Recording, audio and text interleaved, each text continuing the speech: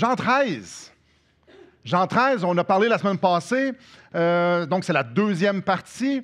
Jean 13, passage super connu, un passage où est-ce qu'on voit Jésus laver les pieds de ses disciples. Et on peut regarder cette histoire-là comme quelque chose de très banal. Ouais, non, pas tant. Pas tant, c'est pas si banal que ça. Et on en a parlé la semaine passée, et on va en parler encore cette semaine. Wow! Mais quelle histoire glorieuse qu'on a sous les yeux. Je vous lis les premiers versets. Avant la fête de Pâques, Jésus, sachant que son heure était venue de passer de son monde au Père, ayant aimé les siens qui étaient dans le monde, mit le comble à son amour pour eux. Pendant le souper, alors que le diable avait déjà mis dans le cœur de Judas Iscario, fils de Simon, le dessein de livrer, Jésus, qui savait que le Père avait remis toutes choses entre ses mains et qu'il était venu de Dieu et qu'il s'en allait à Dieu, se leva de table, ôta ses vêtements. Il prit un linge dont il se ceignit. Ensuite, il versa de l'eau dans un bassin et il se mit à laver les pieds de ses disciples et les essuyer avec le linge dont il était saint. Tellement spécial. Tellement une histoire qu'on fait « OK, qu'est-ce que c'est ça? » Ce qui saute premièrement aux yeux, c'est clairement le service de Jésus. Jésus qui sert ses disciples. Ça nous le dit, il a mis le comble à son amour. Ce qui saute aux yeux, c'est clairement la manifestation de son amour. Mais comme on a vu la semaine passée, ce qui devrait vraiment sauter dans nos yeux, c'est son humilité. Puis la semaine passée, c'est ça qu'on a fait. On s'est concentré sur l'humilité. Nous avons vu que, étant donné que Jésus il était convaincu de son identité, il s'est humilié. Puis il a mis le comble à son amour pour ses disciples, puis il les a servis. Ce matin, on continue à explorer ce texte-là. Comme je viens de le lire, au verset 1, Jésus mit le comble à son amour pour eux. Si on va au verset 34, on va lire « Je vous donne un commandement nouveau. Aimez-vous les uns les autres comme je vous ai aimé. Vous aussi, aimez-vous les uns les autres. » Même souper, même soirée. Plusieurs enseignements. Entre le verset 13 et 17, c'est cette soirée-là. Mais quand je lis le verset 34, un verset qu'on connaît très bien, « Aimez-vous les uns les autres comme je vous ai aimé. Aimez-vous les uns les autres. » Je ne sais pas pour vous, mais moi, ça m'amène certaines questions. Ça m'amène à certaines places dans ma tête, dans mon cœur, puis ça veut dire quoi s'aimer comme Jésus aime? Qu'est-ce que ça veut dire? Puis, on va arriver à la conclusion ce matin, on va répondre à ces questions-là, on va arriver à la conclusion très facilement, puis même sans aimer comme Jésus aime. La deuxième question qu'on va répondre ce matin, c'est pourquoi moi, je ne suis pas capable d'aimer comme Jésus aime? Puis une autre question qui me vient en tête, puis c'est une autre question qu'on va répondre ce matin, c'est mais comment je fais pour obéir à ce commandement-là? Parce que c'est réellement un commandement. Comment je fais? Ce qui est extraordinaire, c'est que les questions qu'on se pose, Dieu nous répond dans sa parole. Ils sont sous nos yeux. Quand on regarde le contexte de Jean 13, dans Jean 13 et à l'extérieur de Jean 13, ouais, mais c'est sous nos yeux. Qu'est-ce que Jésus voulait dire quand il a regardé ses apôtres puis il leur a dit « Aimez-vous les uns les autres comme je vous ai aimé. Aimez-vous les uns les autres. » On regarde ça ensemble. Et il y a quelque chose peut-être qui attire votre attention au verset 34. Quand il dit « Je vous donne un commandement nouveau. » C'est pas si nouveau que ça. En fait, une partie qui est nouvelle, mais s'aimer les uns les autres, c'est pas la première fois que ça en parle dans la Bible. C'est dans l'Ancienne Alliance, dans la loi mosaïque. Ça en parlait de s'aimer les uns les autres. On va voir, bon, on n'ira pas, mais je vais vous le lire. Dans Lévitique 19-18, on va lire « Tu aimeras ton prochain comme toi-même ». Donc, l'idée d'aimer son prochain, c'est pas du tout nouveau. Le commandement est clair. « T'aimes ton prochain comme toi-même ». Dans l'Ancienne Alliance, c'était clair. Dieu nous demande de porter la même attention aux autres qu'on se porte à nous. Porter la même attention aux autres qu'on se porte à nous. Quand on y pense, c'est qui le personnage principal de notre histoire? C'est qui le personnage principal de notre vie? Qu'on s'aime ou qu'on s'haïsse? Qu'on soit dans une joie extrême ou en profonde dépression, la majeure partie de nos pensées, la très, très, très grande majeure partie de nos pensées sont à propos de nous. Je ne sais pas si vous avez déjà pensé à ça. La grande majorité de nos pensées sont nous en relation avec nos circonstances. Comme présentement, je suis avec vous, vous êtes avec moi. Moi, je suis en relation avec vous. Dans cette circonstance-ci, ça peut être, peu importe la circonstance, je regarde tout le jour, c'est la perspective, avec moi inclus dedans. Alors, j'ai des relations, j'ai de la famille, j'ai des amis, j'ai vous autres. Alors, moi, ma relation avec vous, quand je pense à l'Église, je suis toujours inclus dans cette relation-là. Quand je regarde dans mon passé, ben je regarde mon passé, moi, en relation avec ce qui s'est passé dans mon passé. Et quand je regarde dans mon futur, ou que j'ambitionne, j'ai des ambitions dans mon futur, ou des rêves, ou les promesses de Dieu, je suis inclus dans ce que je suis en train de penser.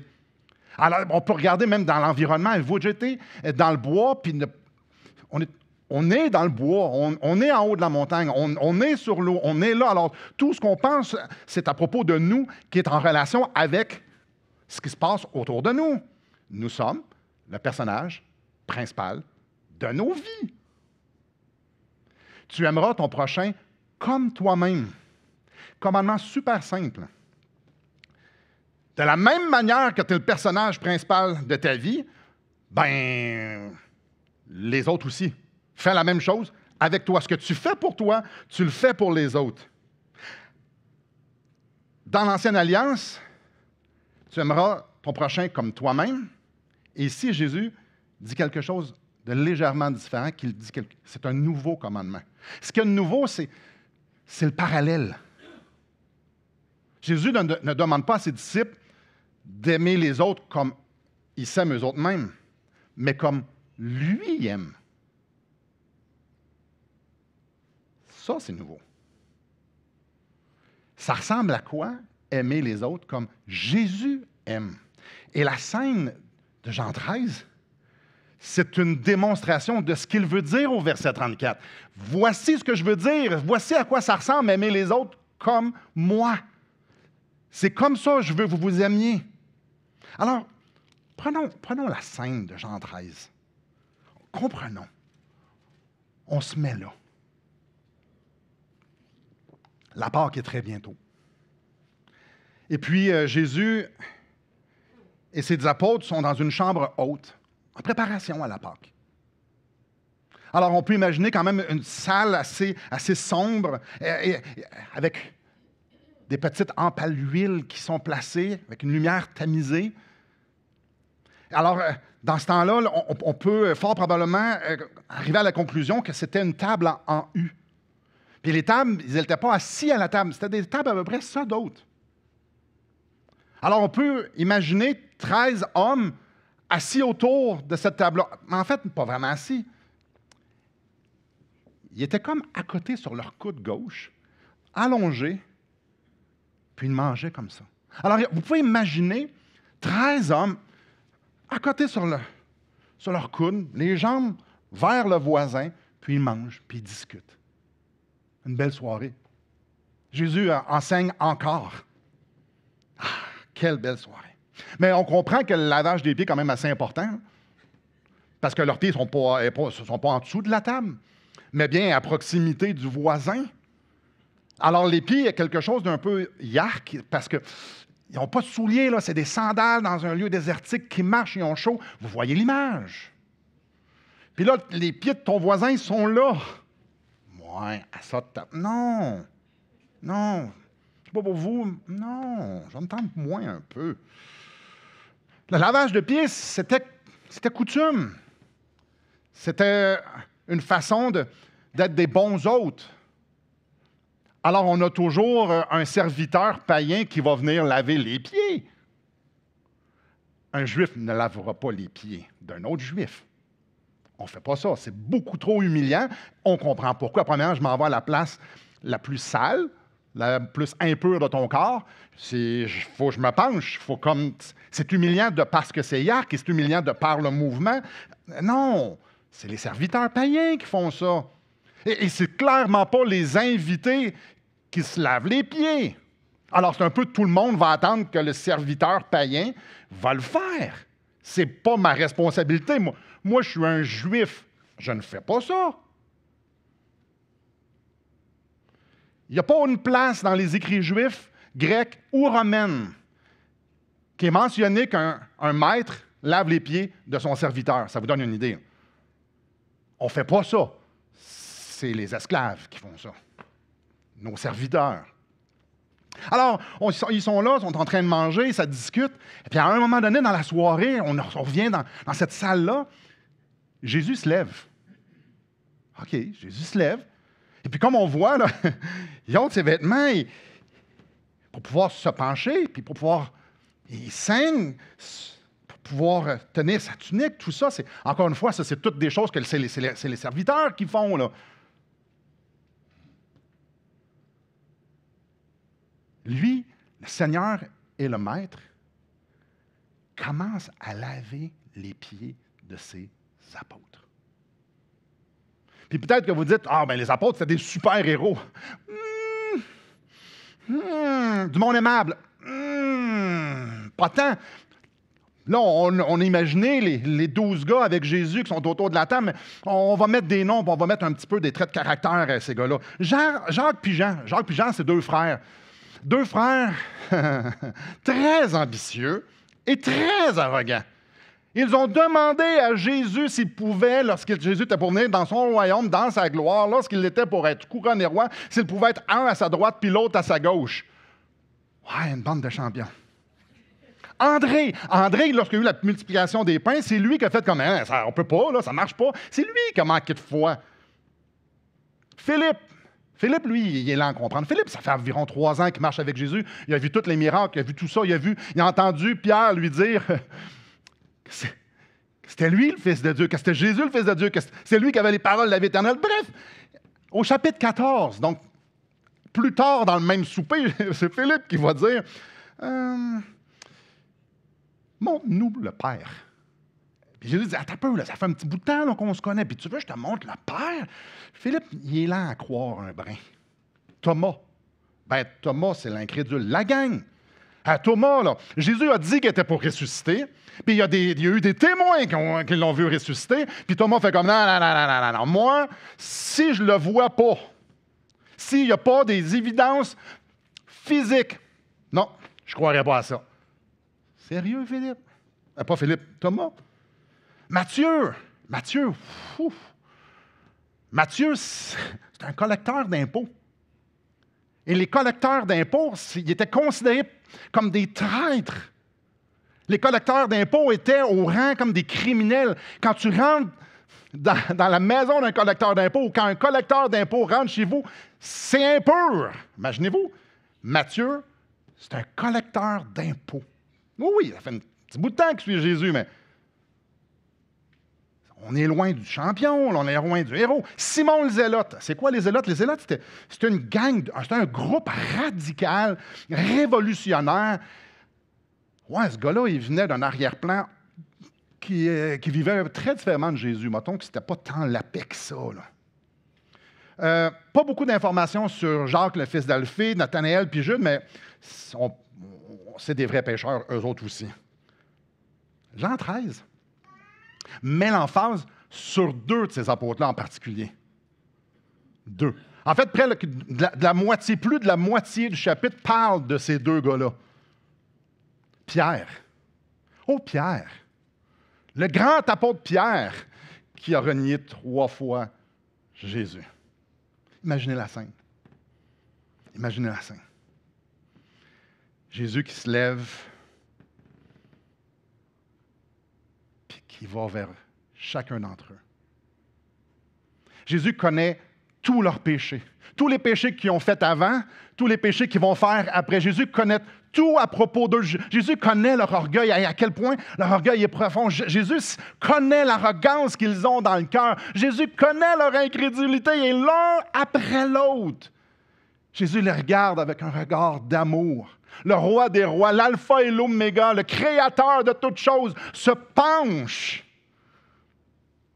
pour leur laver les pieds avec douceur, avec amour, avec bienveillance.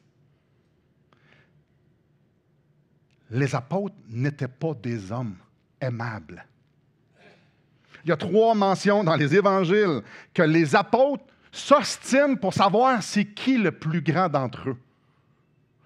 Ils se comparent, puis ils font comme « Ah ouais, c'est qui qui est le meilleur? C'est qui le plus meilleur d'entre nous? » Fait que, être disciple de Jésus, être apôtre de Jésus, c'était pas assez. Il devait savoir s'il était meilleur que les 11 autres. On ne ferait jamais un enfant de même se comparer pour trouver sa valeur. Hein? Aïe, aïe, aïe. Quand Jésus a subi l'humiliation la plus totale, lorsqu'il a été pendu au bois comme un malfaiteur, il y avait juste un de ses disciples qui était là. Alors qu'il est en train de porter leurs péchés, lui, le Dieu d'amour manifesté, incarné, celui qui les a bénis, qui enseignait par son amour, par ses réponses, celui qui ont vu faire des miracles. Il y en a 11 sur les 12 qui l'ont abandonné.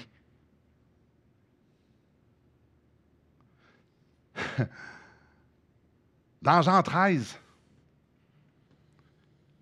Jésus ne met pas le comble à son amour pour des gens aimables. Ouais, non. Non. Lui, il sait que lorsqu'il va faire face au jugement de Dieu pour leurs péchés, qu'ils vont tous être partis. Il en manque un, hein? Judas. Autour de la table, il y a Judas. Celui qui était pour trahir Jésus pour une poignée de pièces d'argent. Celui qui livrerait Jésus pour se faire martyriser, pour se faire tuer. Judas. Judas. Et au verset 2, on lit que avant que Jésus lave les pieds, ça nous dit que c'était clair. Dieu veut que ça soit clair que quand Jésus a lavé les pieds, il savait ce qui était pour arriver à Judas. Évidemment, Jésus, c'est Dieu. C'est sûr qu'il le savait. Judas. Il s'est penché, a regardé Judas avec un regard d'amour. Lui, le Seigneur des Seigneurs, penché. Et il a lavé les pieds sales de Judas avec amour, avec douceur, avec bienveillance. Dans le fond, Jésus n'a fait aucune différence entre les 12 apôtres. C'est quasiment choquant, hein? Il n'a fait aucune différence. Il les a tous aimés de la même manière. Il les a servis tous de la même manière. Et personne d'entre eux méritait que Jésus les aime. En fait, c'était pécheurs. Ils sont tous privés de la gloire de Dieu. Ils méritent tous le jugement de Dieu, la condamnation pour leurs péchés. Et Jésus était pleinement au courant de tous les péchés. Alors, ces gars-là ne méritaient jamais d'être aimés par Jésus. C'est tout le contraire. Tout le contraire. Ils méritaient d'être jugés. Et Jésus a aimé comme Jésus aime. Même Judas. Mais moi, je vous dis, aimez vos ennemis. Bénissez ceux qui vous maudissent. Faites du bien à ceux qui vous haïssent. Et priez pour ceux qui vous maltraitent et qui vous persécutent. C'est Jésus qui dit ça sur le sermon, sur la montagne, dans Matthieu 5. En fait, c'est Jésus qui dit exactement qu'est-ce qu'il va faire dans Jean 13, cette soirée-là. Jésus aime. Alors, Jésus leur dit, « Messieurs, je vous donne un commandement nouveau. C'est comme ça que je vais vous aimer. C'est comme ça. Comme moi, je vous ai aimé. » Donc, la première question, simple, c'est comme ça que Jésus aime. C'est le même. C'est comme ça. Et c'est ça, aimer comme Jésus. Passons à la deuxième question. Pourquoi je ne suis pas capable, et probablement vous dites la même chose, pourquoi moi je ne suis pas capable d'aimer comme Jésus. Vous allez voir, la réponse est vraiment simple, mais très dérangeante. Alors, comme j'ai dit, entre Jean 13 et Jean 17, c'est le même souper. Jésus fait plusieurs enseignements. Jean 17, c'est Jésus qui s'adresse à son Père, qui prie pour son Père.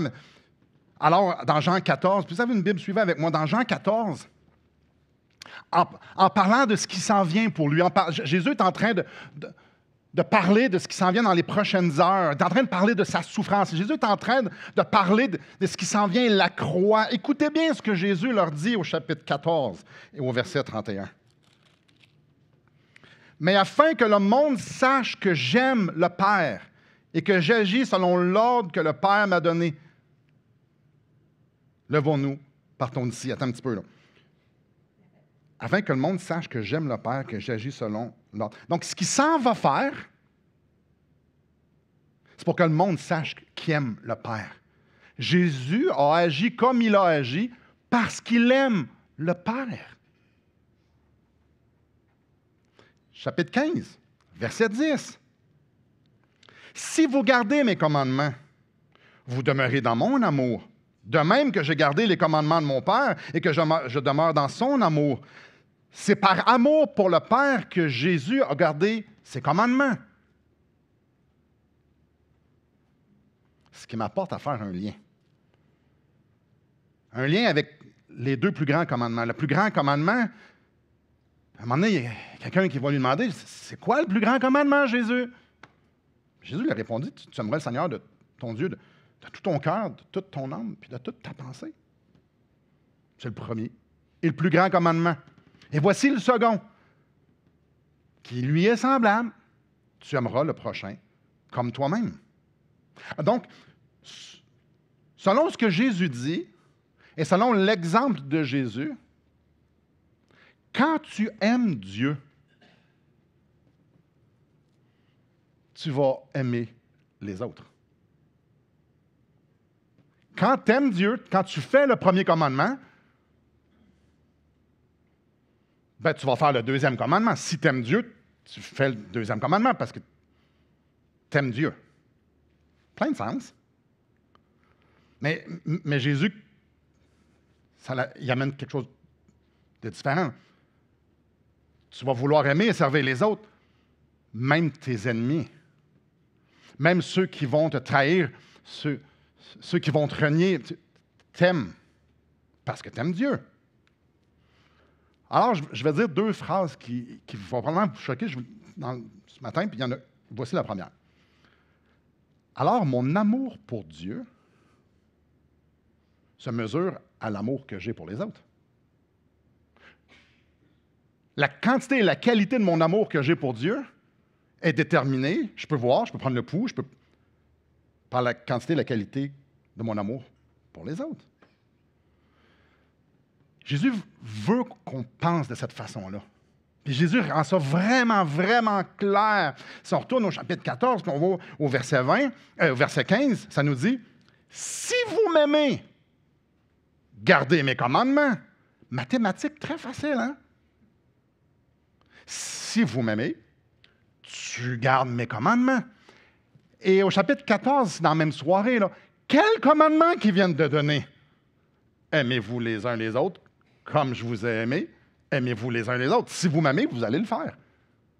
Si vous m'aimez, vous allez le faire. Vous allez aimer comme moi. J'aime les autres. Et si vous m'aimez, gardez mes commandements. Donc, si je n'aime pas comme lui a aimé, c'est parce que je n'aime pas lui. Pas moi qui le dis, c'est là.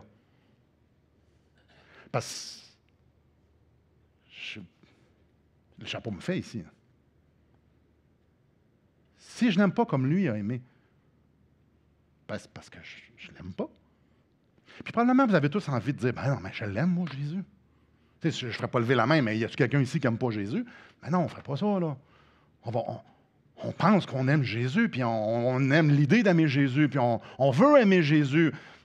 Ben Jésus, il me dit, ben oui, parfait, super, ben si tu m'aimes, tu vas garder mes commandements, puis mes commandements, celui que je viens de te donner, c'est ton prochain comme moi je les aime. Est-ce que c'est clair? Je l'aime, Jésus, moi. Moi. Disons que ce soir-là, autour de la table, Jésus était super clair. Chapitre 14, verset 21. Celui qui a mes commandements et qui les garde, c'est celui qui m'aime. OK, il répète encore. C'est celui qui m'aime. Et celui qui m'aime sera aimé de mon Père. Je l'aimerai et je me ferai connaître à lui. Avoir de la misère à aimer les autres comme Jésus, c'est parce qu'on a de la misère à aimer Jésus. Et juste pour que ça soit super clair, ben, il va le redire. Avec moi, verset 23. Jésus lui répondit, « Si quelqu'un m'aime, il gardera ma parole, et mon Père l'aimera. Nous viendrons chez lui, à lui, et nous ferons notre demeure chez lui. » Donc, c'est facile. Si tu aimes la parole, donc ça implique ici d'obéir. Si tu aimes, t'obéis. Mais le verset 24 vient enlever toute notion de doute qu'on pourrait faire comme « Ouais, mais il doit avoir comme... » Celui qui ne m'aime pas ne garde pas ma parole. Alors, ceux qui ne gardent pas la parole, c'est ceux qui ne l'aiment pas. Et la parole que vous entendez n'est pas de moi, mais de le Père qui m'a envoyé. La répétition ne laisse aucun doute. Là. Jésus veut faire impression ce soir-là sur ses disciples. Si tu m'aimes, tu vas faire comme je fais. Tu vas aimer les uns les autres. Les uns les autres, oui, c'est ta femme, mais oui, c'est tes enfants, oui, c'est ceux que tu aimes. Non, non, non, c'est Judas aussi dans ta vie. Parce que c'est ça que lui a montré. Si tu m'aimes, tu vas faire ça. J'ai aimé mon Père. Alors, j'ai gardé ses commandements. On l'a lu tantôt, verset 10 du chapitre 15.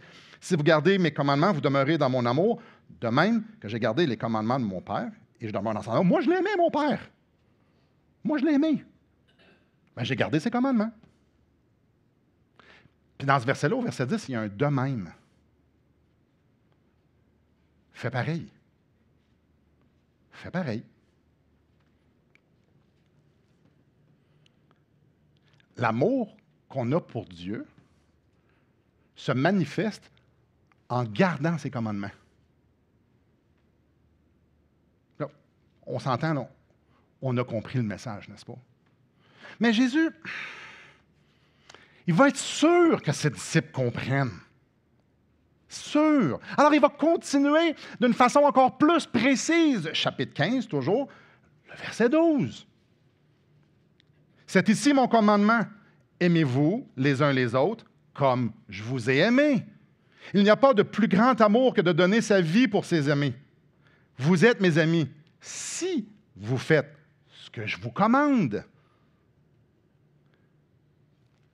Puis ce qu'il nous commande, mais c'est donner sa vie pour les autres.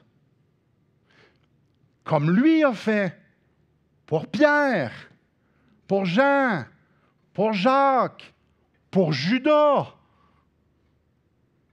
Jésus a donné sa vie sur la croix, mais ça, c'est avant qu'il meure, ça là. C'est avant. Il a donné sa vie avant. Sa vie est à propos de manifester l'amour du Père pour eux. Alors, il a donné sa vie pour que sa vie serve à manifester l'amour de Dieu pour eux. Faites comme moi. Donne ta vie pour les gens, pour que, vide-toi de toi-même pour que Dieu puisse manifester sa vie pour les autres. Si, au verset 14, vous êtes mes amis, si vous faites ce que je vous commande, si on n'aime pas comme lui, c'est parce qu'on ne l'aime pas tant.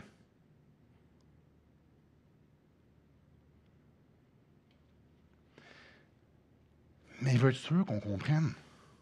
C'est pas fini. Verset 17 du chapitre 15.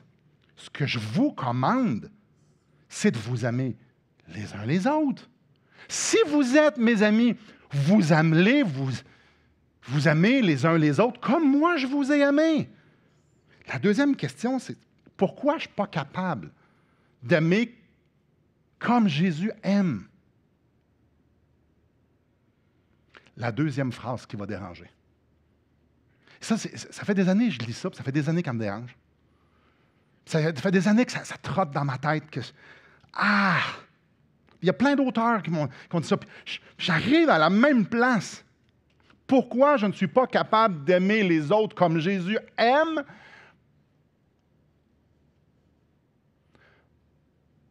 Parce que j'aime Jésus autant que la personne que j'aime le moins. Alors pensez à la personne que vous aimez le moins. On aime Dieu autant qu'on aime cette personne-là. Parce que si on aimait Dieu, on l'aimerait comme Jésus. Malaisant, hein? Puis moi, je ne suis pas en train de vous dire ça pour vous dire, « Hey, regardez-moi, je sais comment ça marche la patente. » Non. Non.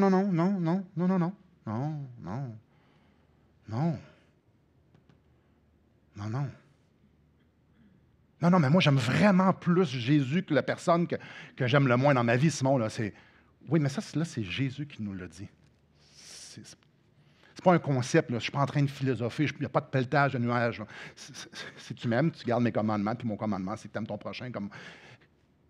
Aime ton Judas comme moi, j'ai aimé mon Judas. Si tu m'aimes, tu vas le faire.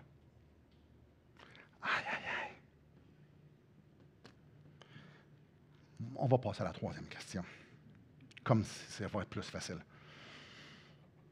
La troisième question, c'est mais comment je fais pour obéir à cette question-là?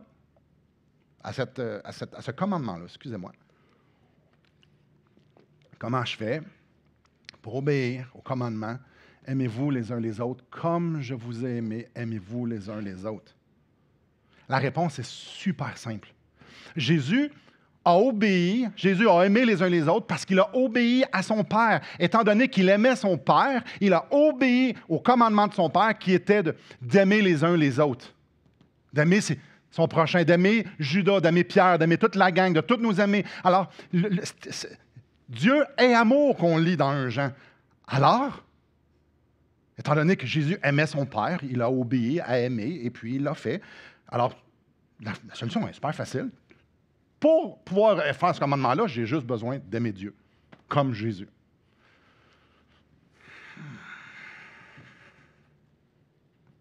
Ça cause un petit problème. Vous vous souvenez, ceux qui étaient là la semaine passée ou ceux qui ont entendu sur Internet, mais l'humilité de Jésus, on ne peut pas la produire, c'est contre notre nature. Eh bien, aimer Dieu, c'est le même problème. C'est contre notre nature. On peut aimer un Dieu. Et ça, il y a plein de monde, hein? Il y a plein de monde sur la terre, puis il y a plein de chrétiens qui prennent des versets, puis qui prennent des choses à propos de Dieu, puis qui se font un Dieu, puis ce Dieu-là ressemble pas mal au Dieu éternel, à Yahweh, et puis que ça leur convient. On peut aimer ce Dieu-là, mais c'est pas Dieu, là. On peut aimer un Dieu. On peut aimer aussi l'idée de Dieu. Je connais le Dieu de la Bible. Ben oui, j'aime l'idée de ce Dieu-là. Mais il n'y a rien dans nous qui peut aimer Dieu. Il n'y a rien en dedans de nous qui peut aimer Dieu.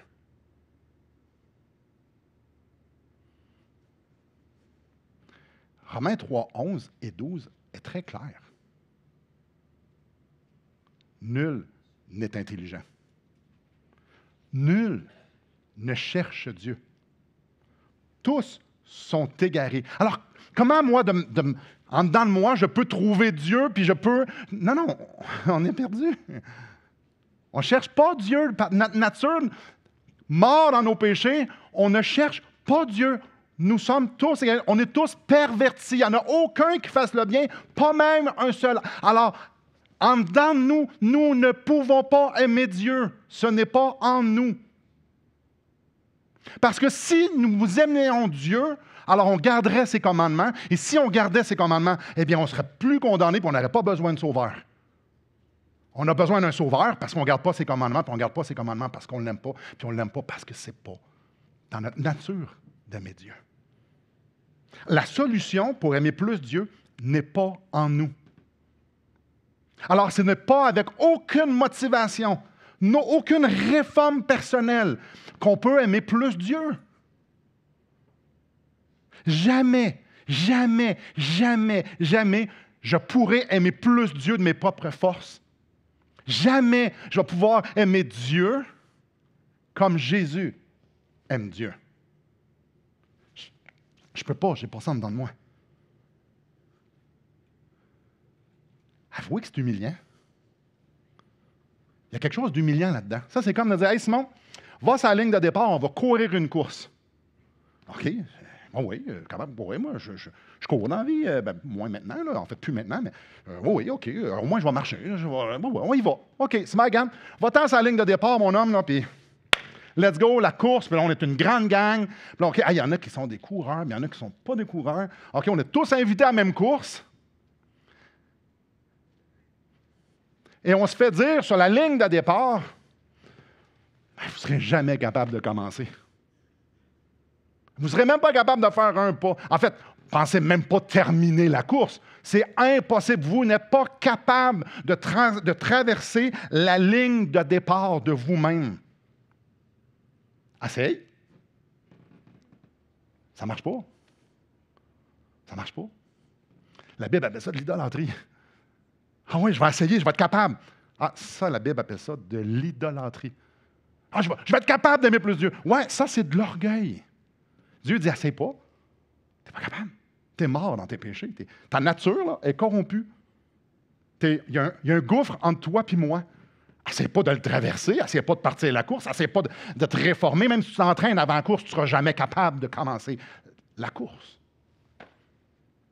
C'est humiliant. C'est humiliant parce que moi, je suis capable d'aimer. Hein. Je vous aime, puis j'aime beaucoup ma femme, j'aime mes enfants, je suis capable d'aimer.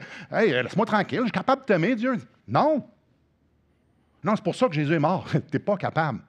Parce que si tu avais été capable, on se serait sauvé bien du trouble ici. Puis là, tu réalises un instant à quel point Dieu t'aime. Jésus. Jésus. Dieu qui s'incarne. Dieu qui marche pendant 33 ans. Et la seule chose qu'il pense, c'est glorifier son Père. La seule chose qu'il pense, c'est être un véhicule par lequel Dieu va aimer le monde. Et il aime le monde, il l'écoute, il est là, il les voit, il les entend, il répond à leurs questions, il leur fait du bien. Jésus est là. Jésus est là, puis il accompagne. Jésus est là, Jésus aime le pécheur, on le voit, la prostituée, la femme samaritaine, Zachée, hey, la liste est longue, il les aime, il aime Judas. Moi, je regarde Jésus, puis je suis comme, mais j'ai envie de l'aimer. Je veux aimer Jésus. Je vais dire comme Pierre à la fin du verset 13, je donnerai ma vie pour toi. Ouais. Et Jésus va me répondre comme il répondit à Pierre. En vérité, je te le dis, le coq ne chantera pas que tu m'aies renié 3 fois. Tu penses, tu m'aimes, Pierre? Ouais.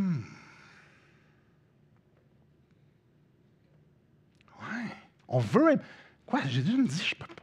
Mais voyons, Dieu me dit, je peux pas. Un matin, Simon, je peux pas, ma nature ne peut pas. Je peux pas. Je vous donne un commandement nouveau. Aimez-vous les uns les autres comme je vous ai aimé. Vous aussi, aimez-vous les uns les autres. Alors, on peut essayer de se battre contre la vérité en se racontant des mensonges, en vivant dans une illusion. Mais la vérité, c'est que je ne serai jamais capable d'aimer comme Jésus. Ni le Père, ni les autres. Puis moi non plus, puis vous non plus. C'est contre notre nature. Alors, comment on fait pour aimer, accomplir ce commandement-là? Jésus est en train de faire un commandement qu'on ne peut pas. C'est une faire, c'est... Parce que nous, les commandements, on veut les faire. Vous savez les 10 commandements? Vous savez les 613 lois? Qu'est-ce que le peuple d'Israël a fait? On se roule les manches puis on va le faire. Alors nous, on lit ça puis on fait comme « let's go », on y va, on part à la course. Mais on le sait, Israël s'est complètement planté. Les 10 commandements, là, c'était pour démontrer qu'ils n'étaient pas capables de les faire. C'était pour démontrer qu'ils avaient besoin d'un sauveur. Mais eux, ils ont compris ça comme un commandement à accomplir de leur propre force. Alors nous, quand on lit ça, c'est pareil? Non, on n'est pas capable. Mais alors, on fait quoi? On fait quoi? On fait quoi? On fait quoi? On fait quoi? Si on vient à Jean 13, on fait quoi? Parce que c'est vraiment écrit dans Jean 13, au verset 34, et plusieurs places dans la même soirée. On fait quoi? J'ai pris beaucoup de temps dans Jean 13. Et moi, j'ai une bonne imagination. Et quand je lis, surtout les textes narratifs, les textes, une histoire comme ça, j'aime regarder le film. Pas celui qu'on voit à la TV, c'est celui que la Bible me dit. Moi, j'aime regarder et voir comment ça s'est passé. Et je suis arrivé à la conclusion, dans les dernières semaines, que je ne regardais pas Jean 13 de la bonne perspective. Donc, moi, je lis Jean 13, puis je vois Jésus s'humilier, servir, aimer ses disciples, puis je dis, moi, je veux faire comme Jésus. Alors, je regarde, puis moi, je dis, ben là, je veux me forcer. Moi, je regarde la scène, puis mes yeux sont fixés sur Jésus, comment il fait pour reproduire ce que Jésus fait. Puis, avec tout ce que je viens de vous dire, probablement, il y a une autre perspective de regarder ça.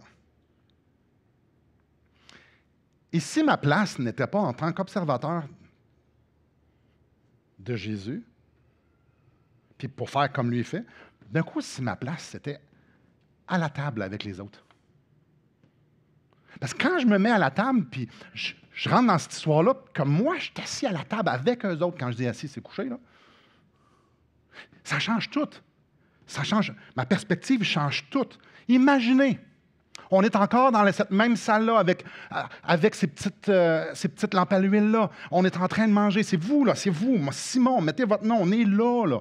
Puis on regarde les autres. Puis on mange. Puis on voit Jésus se lever. Notre Jésus. Notre Jésus, celui qu'on connaît, celui qu'on aime, notre Jésus, celui qui a marché avec nous autres, celui qui nous a accompagnés, celui qui nous a consolés. Vous connaissez Jésus, moi je connais Jésus. Notre Jésus, puis là on le voit, puis on est couché, puis on le voit se lever.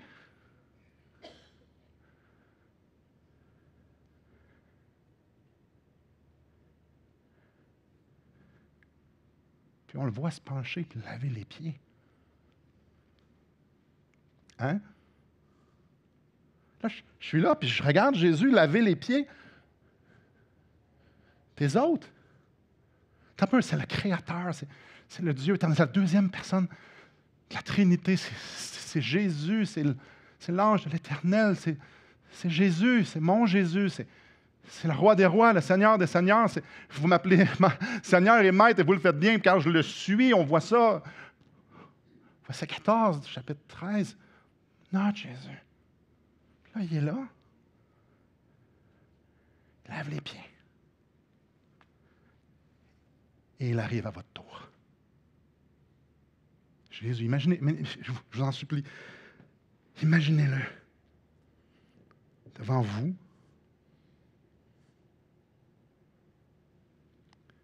Puis il se penche pour vous laver les pieds. Il vous regarde avec son regard d'amour, puis il se penche, puis il vous lave les pieds. Est-ce qu'on va faire comme Pierre, être trop orgueilleux pour que le maître de l'univers, le souverain créateur, nous lave les pieds? On va-tu être orgueilleux pour dire non, non, non, non, fais pas ça, c'est exactement ce qu'on voit au verset 6. Est-ce qu'on va faire ça? Trop orgueilleux pour que Dieu prenne soin de mes besoins? Est-ce qu'on va lui dire non, non, non, je suis ben trop indigne? Est-ce qu'on va glorifier, élever, donner tellement plus, surévaluer tellement plus nos péchés que l'amour qu'il veut nous donner, puis on va faire non, tu ne peux pas te descendre comme ça devant moi? Comment on réagit? où on a cet orgueil, cette arrogance de dire, ben moi, j'aurais fait différent des 12 apôtres. Moi, je me serais levé debout, puis moi, je les laverais les pieds, puis moi, j'aurais... Oui. Prenez un instant. Comment on sent quand Jésus se penche pour nous laver les pieds parce que nous, on ne s'est pas levé. Comment on sent Jésus aller à la place la plus sale de notre corps, lui le pur, lui que les anges se couvrent tellement il est saint, parce qu'ils ne peuvent... Sa sainteté, sa gloire est tellement brillante. Lui qui lave mes pieds, comment on se sent? J'en parle, gros frisson. Ça tord en dedans. Avouez que c'est bizarre comme pensée, hein? Attendez. Jésus descend aussi bas pour me laver les pieds. En fait, ça n'a pas vraiment d'importance comment on se sent.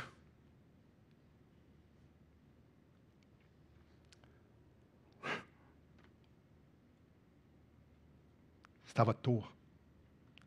Anyway de vous faire laver les pieds. Jésus connaît tous mes péchés. Toutes les pensées que j'ai eues. Toutes.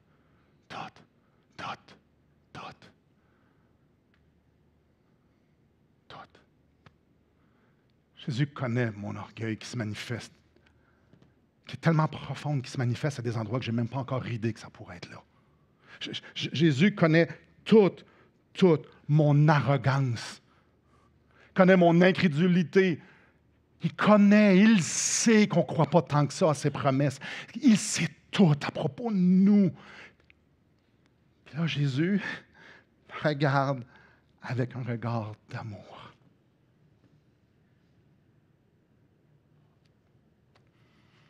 Puis il se penche. Puis il me lave les pieds. Avec amour, douceur, puis bienveillance.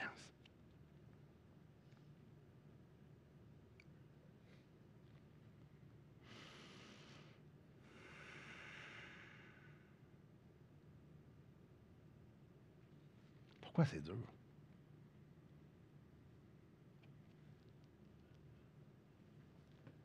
Frères et sœurs, pour aimer Jésus, il faut avoir expérimenté l'amour de Jésus.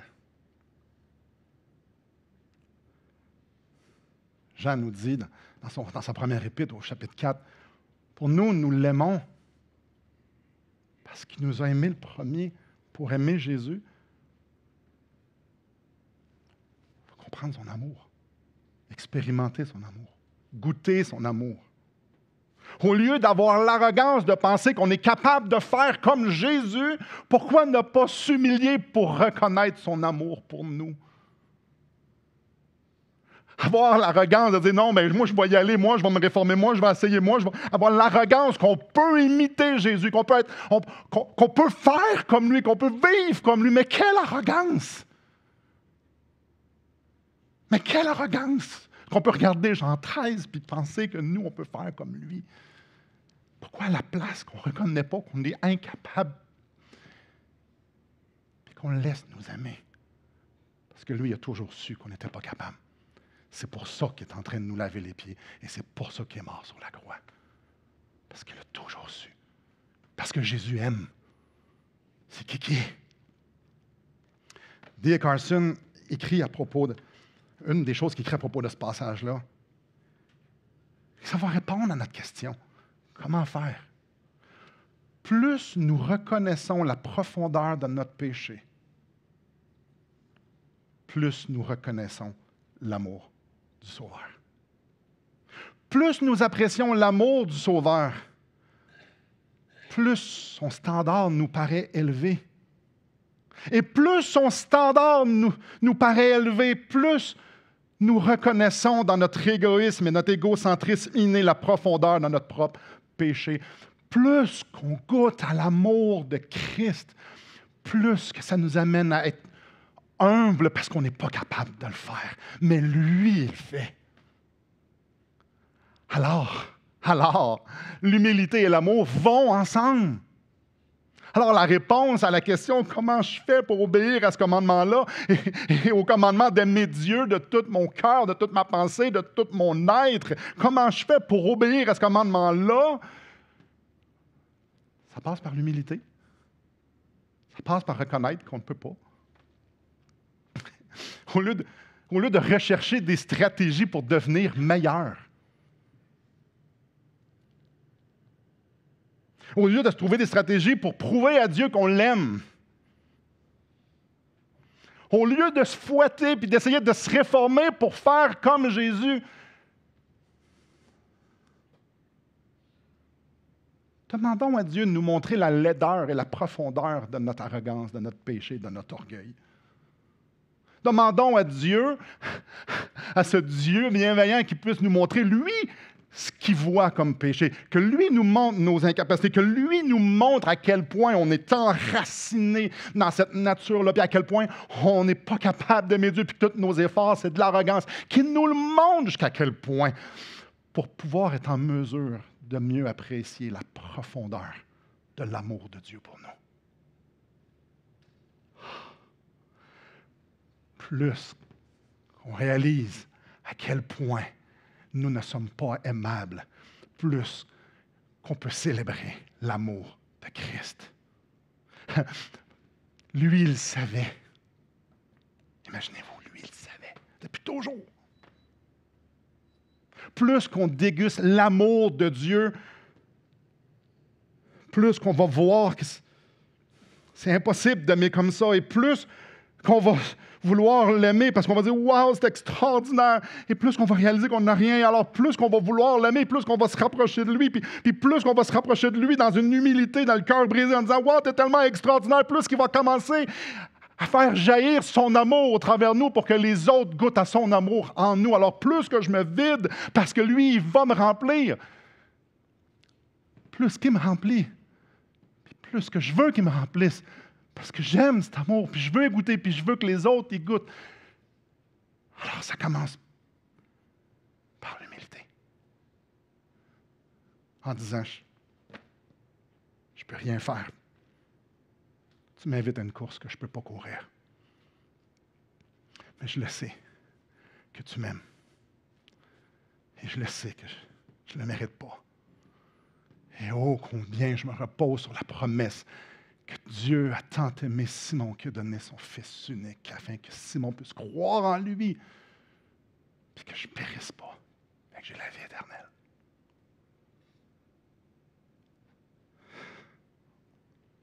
En conclusion, frères et sœurs, réaliser qu'on n'aime pas les autres comme Jésus, puis réaliser qu'on n'aime pas Dieu tant que ça finalement, c'est pas une mauvaise chose. Ce qui est une mauvaise chose, c'est de penser qu'on est mieux. Ce qui est une mauvaise chose, c'est de penser qu'on est capable de le faire. C'est de dire, non, moi, j'aime vraiment beaucoup Dieu. Non, quand on se compare à Jésus, puis de dire, ouais, non, j'aime pas comme lui. Vraiment pas même. Puis quand on se compare comment lui aimait, comment Jésus aimait son Père, je fais, ouais, non, c'est une bonne place à être. Parce qu'on appelle ça de l'humilité. Alors, si aujourd'hui, vous faites comme « Ah, je suis donc bien ordinaire », wow! C'est une bonne place. Dieu l'a toujours su. Si vous l'avez appris aujourd'hui, lui, Dieu l'a toujours su. La bonne nouvelle, c'est qu'il nous aime. Sachant ce que peut-être vous venez d'apprendre ou ce que vous réalisez pour une autre fois de plus aujourd'hui. Il a toujours su, puis il nous aime. Puis il dit « Ben oui, je t'aime. Laisse-moi te laver les pieds. Laisse-moi t'aimer. Laisse-moi te servir. Laisse-moi. Sois humble, puis reconnais que tu en as besoin. Reconnais qu'il faut que je te produise en toi. Reconnais-le. Ce matin, là, c'est pas à propos d'à quel point on est poche. C'est pas à propos de ça. Ne glorifions pas, ne surévaluons pas à quel point on est poche, puis on n'est pas... Non, non, non, non, non. C'est à propos de Jésus qui nous aime. C'est à propos de Jésus qui nous aime. C'est juste à propos de Jésus qui nous aime. C'est à propos de regarder à la croix, puis de voir son regard d'amour qui nous dit « Je t'aime ». Parce que le lavage de pieds, ça représentait la croix. Alors, est-ce que vous voulez que Jésus meure pour vos péchés? Est-ce que vous voulez que Jésus prenne la condamnation? Est-ce que vous voulez que Jésus subisse la pleine condamnation pour vos péchés? Est-ce que vous voulez dire, oui, Seigneur, prends tous mes péchés, je ne suis pas capable de satisfaire la justice de Dieu? Est-ce que vous voulez que Jésus prenne la pleine colère de Dieu pour vous? J'espère que oui. Parce que lui, il est là. Et il vous dit, je t'aime. Je t'aime. Et encore sur cette même croix, il nous regarde tous. Puis arrête d'essayer. Reconnais que tu ne peux pas plus te faire un pont vers Dieu avec tes bonnes œuvres que tu le pouvais pour ton salut. Reconnais que tu as besoin d'un sauveur à chaque seconde de ta vie.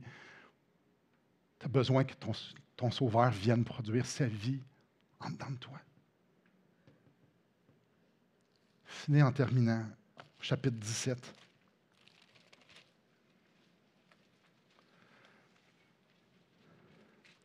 Jésus a fait une prière extraordinaire dans Jean 17. Je vous encourage à aller la lire, de la méditer. Pendant la pandémie, j'ai fait une série sur Jean 17. Vous pouvez aller l'écouter.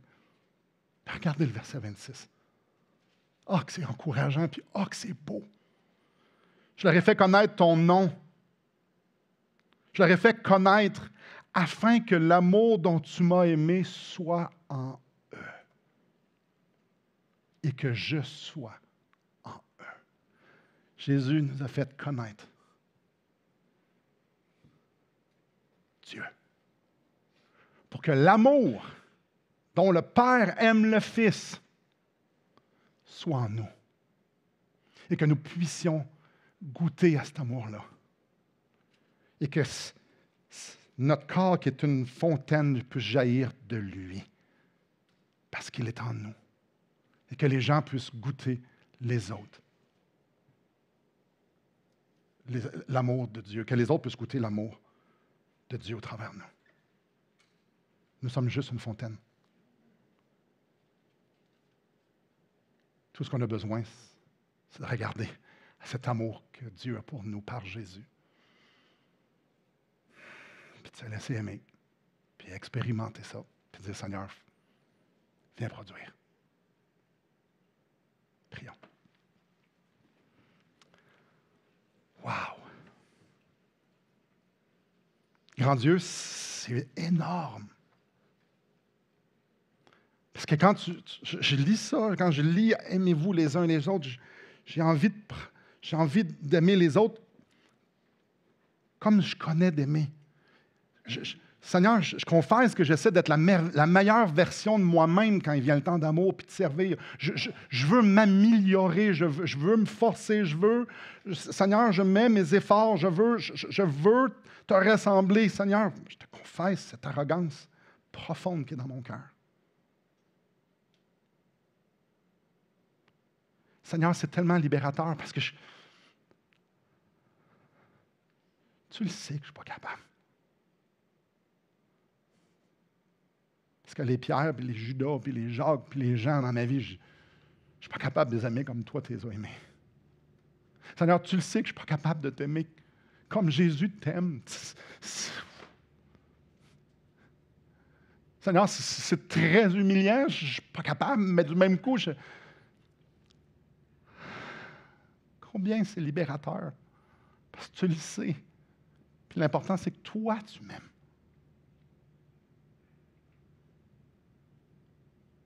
Seigneur, viens nous montrer à quel point tu nous aimes. Viens nous montrer la hauteur, la profondeur, la largeur de ton amour pour nous. Viens nous montrer, viens ouvrir, viens enlever les écailles de nos yeux, ouvrir les yeux de nos cœurs pour qu'on puisse contempler la profondeur et l'immensité de ton infini amour que tu as manifesté pour nous en Jésus-Christ et que tu continues de le manifester et que tu vas le manifester pour toute l'éternité. Seigneur, viens me saturer, viens nous saturer de ton amour pour qu'on puisse comprendre à quel point on a besoin de toi. Puis à quel point tu es digne, que ce soit toi qui le produise en nous. Ah, Seigneur, viens nous faire marcher vers l'humilité sur ce chemin-là pour qu'on puisse se dépouiller, vider le vase de nous-mêmes pour que ton amour, pour que Christ puisse venir nous remplir et que tu puisses rayonner. Et que le monde puisse voir que nous sommes tes disciples parce que nous, avec l'amour que nous avons les uns par les autres, parce que c'est toi qui vas l'avoir produit.